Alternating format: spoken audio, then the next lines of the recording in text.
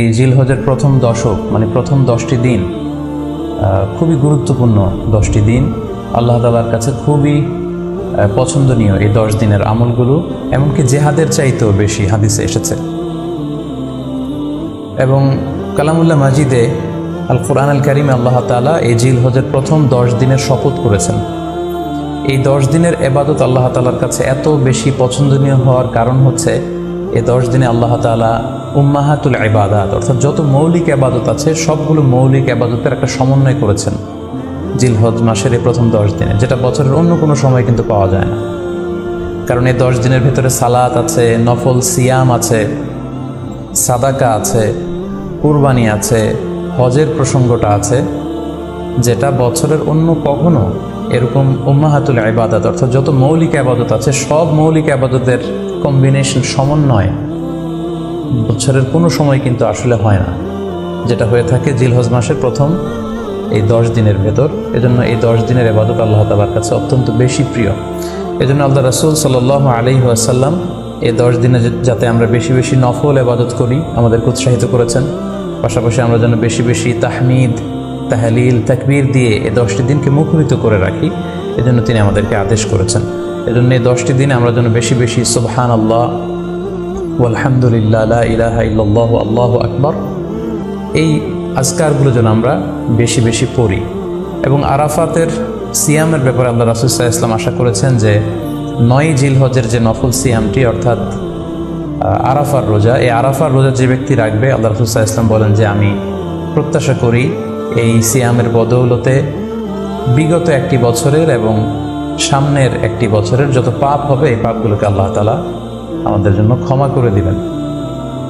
এবং জিলহজের 9 তারিখ ফজর থেকে কিন্তু আমাদেরকে ওয়াজিব তাকবীর পাঠ করতে হয়, আমরা জানি সেটা শুরু হয় আরাফার দিন ফজর থেকে।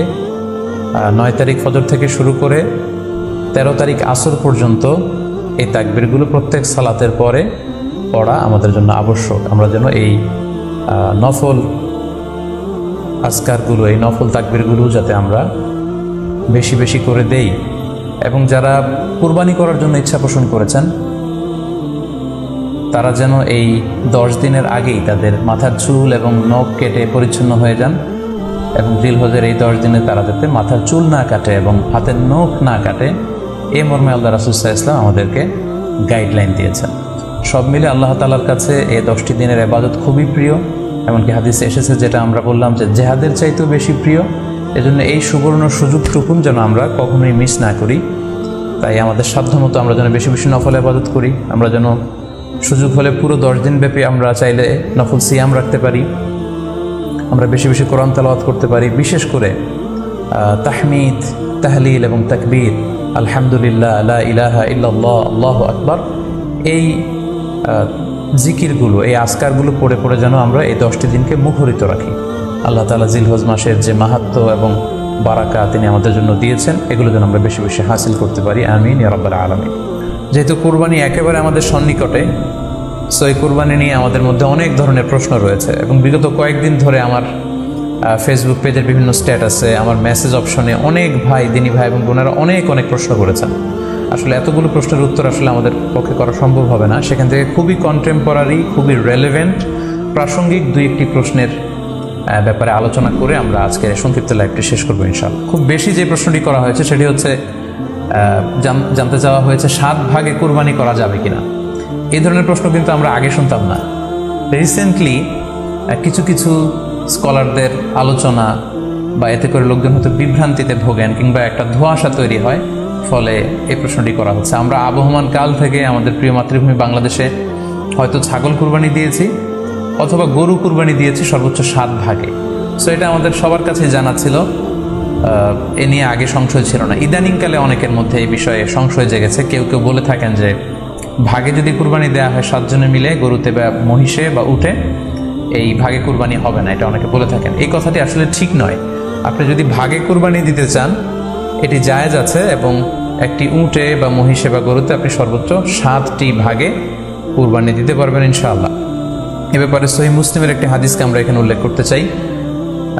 সাইয়েদনা জাবের রাদিয়াল্লাহু তাআলা আনহু থেকে বর্ণিত, তিনি বলেন, ক্বালা হাজাজনা মা রাসূলিল্লাহি সাল্লাল্লাহু আলাইহি ওয়াসাল্লাম আমরা আল্লাহ রাসূল সাল্লাল্লাহু আলাইহি ওয়াসাল্লামের সাথে হজ করেছি, ফানাহারনাল বাঈরা আন সাবআ, সেখানে আমরা উট কুরবানি দিয়েছি 7 জনের পক্ষ থেকে, ওয়াল বাকারাতা আন সাবআ, আর আমরা সেখানে গরু কুরবানি দিয়েছি 7 জনের পক্ষ থেকে। খুব সুস্পষ্ট, একটি উটে ওনারা 7 জন অংশগ্রহণ করতেন, একটি গরুতে 7 জন অংশগ্রহণ করতেন।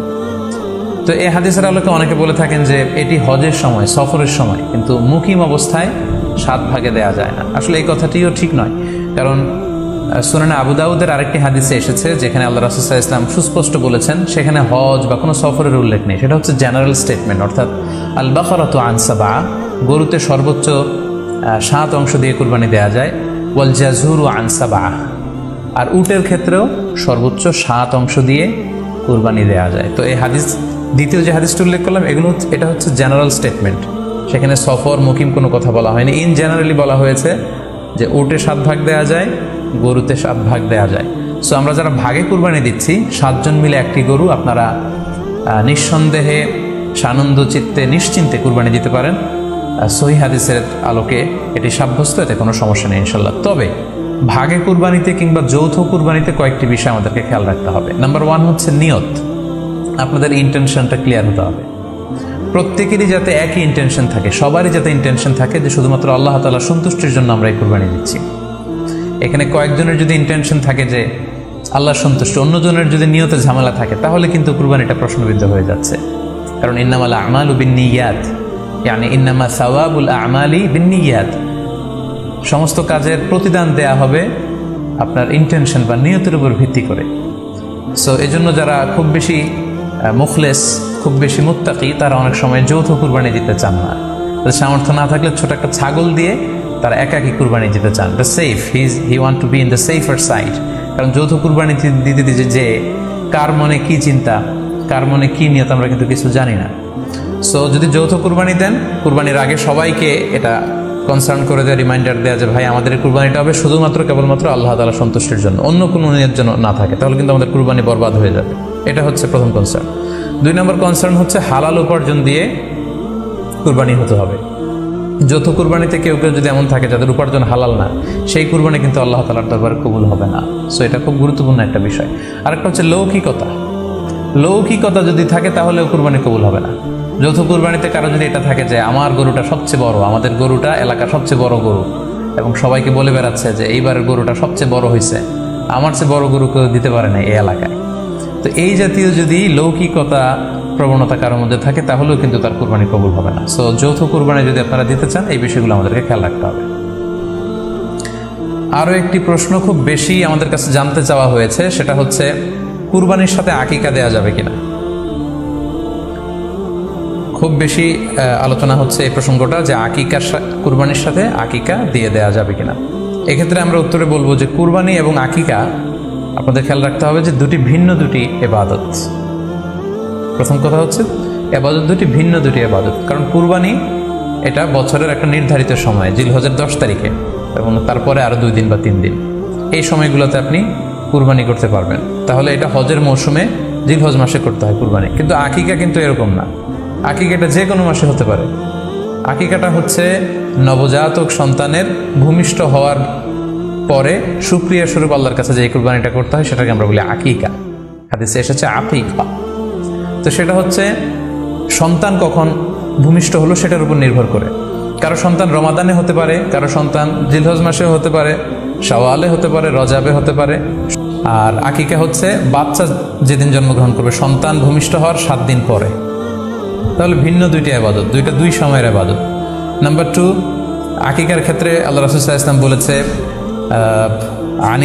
আনিল গুলামি শাতান ওয়া আনিল জারিয়াতি শাত, অর্থাৎ ছেলে হলে 2টি ছাগল দিয়ে আকিকা করো, এবং যদি মেয়ে হয় তাহলে 1টি ছাগল দিয়ে আকিকা করো।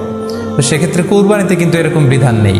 কুরবানিতে কিন্তু 1টি ছাগল দিয়ে আপনি কুরবানি করলে কুরবানি হয়ে যাচ্ছে, সেখানে 2টি ছাগল দেওয়া লাগবে এমন কোনো কথা নেই। তো এভাবে আমরা বুঝতে পারতেছি, খুবই স্পষ্টত কমন সেন্স খাটালেও আমরা বুঝতে পারতেছি, এবং আল্লাহ রাসূল সাল্লাল্লাহু আলাইহি ওয়াসাল্লামের ভাষ্যগুলো অনুসারে আমরা বুঝতে পারছি দুইটা 2 ধরনের ইবাদত। যদিও এই 2 ইবাদতে কিছুটা মিল আছে, কিন্তু দুইটা 2 সময়ের ইবাদত, দুইটা আলাদা, 2টি উপলক্ষ, 2টার আলাদা নির্ধারিত সময় রয়েছে। যেমন আকিকার ক্ষেত্রে সুন্নাহ হচ্ছে বাচ্চা যেদিন জন্মগ্রহণ করবে তার 7ম দিন শেষে 7 দিন পরে আপনি আকিকা করবেন। আল্লাহ রাসূল সাল্লাল্লাহু আলাইহি ওয়াসাল্লাম বলেছেন কুল্লু গুলামিন মুরতাহানুন বিআকিকাতিহি তুযবাহু আনহু ইয়াওমা সাবিহি। প্রত্যেক সন্তানের আকিকা দিতে হয় তার সপ্তম দিনে। ওয়া ইউহলাকু ওয়া ইউসাম্মা, এবং সপ্তম দিনে মাথার চুল ফেলে দিতে হয়, তার সুন্দর একটি নাম রাখতে হয়।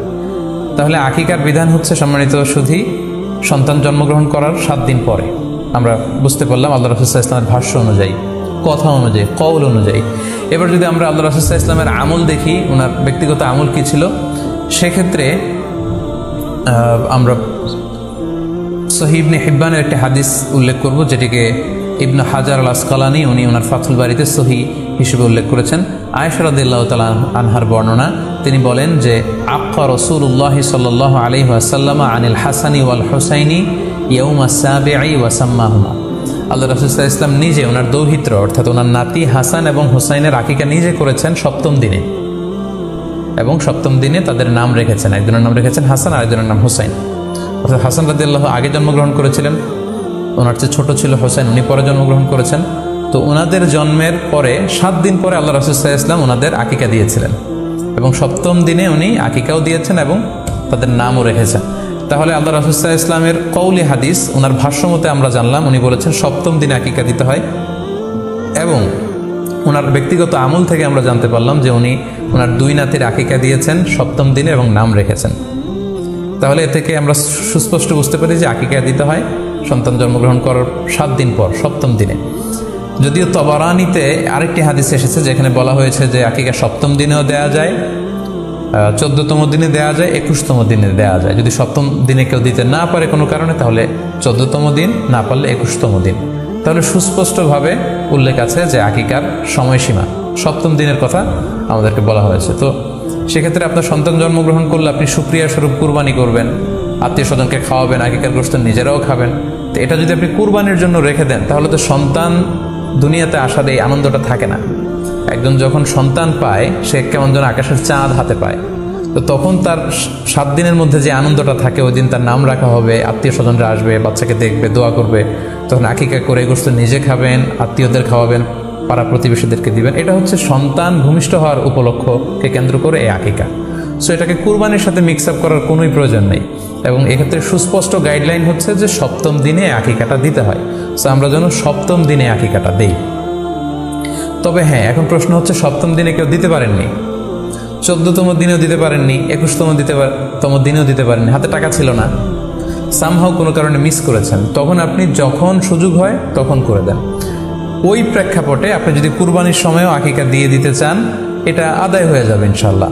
আশা করা যায় আদায় হয়ে যাবে, এবং এটা জায়েজ আছে। তবে এটা সুন্নাহ নয়। সুন্নাহ হচ্ছে সপ্তম দিনে আকিকা দেওয়া। পাশাপাশি গরু দিয়ে, মহিষ দিয়ে, উট দিয়ে আকিকা দেওয়াও কিন্তু সুন্নাহ নয়। আকিকা দেওয়া সুন্নাহ হচ্ছে ছাগল দিয়ে। হ্যাঁ, গরু 7 ভাগে 1টি ভাগ কুরবানির সাথে যদি আপনি আকিকা দিতে চান, আকিকা আদায় হয়ে যাবে, এটা জায়েজ আছে, কিন্তু এটা সুন্নাহ নয়। সুন্নাহসম্মত হচ্ছে আকিকা সপ্তম দিনে দেয়া এবং ছাগল দিয়ে দেয়া। ছেলের ক্ষেত্রে 2টি ছাগল, মেয়ের ক্ষেত্রে 1টি ছাগল। আশা করি কুরবানির সাথে আকিকার প্রসঙ্গটি আপনাদের কাছে ক্লিয়ার হয়েছে।